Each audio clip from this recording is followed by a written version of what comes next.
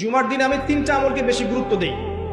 1 number হচ্ছে সূরাতুল কাহফ, যেটা আপনাকে মাসিহুদ দাজ্জাল থেকে বাঁচাবে। 2 নাম্বার বেশি থেকে বেশি দরুদ পড়া, এই দিন দরুদ পেশ করা হয় নবী সাল্লাল্লাহু আলাইহি ওয়াসাল্লামের কাছে।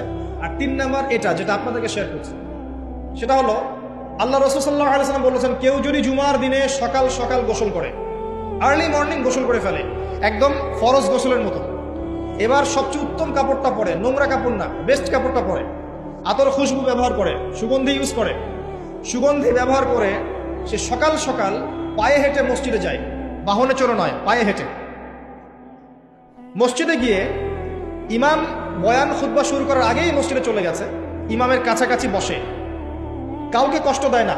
ইমাম খুতবা দিচ্ছে, সে চুপচাপ শুনছে, কাউকে কষ্ট দেয় না।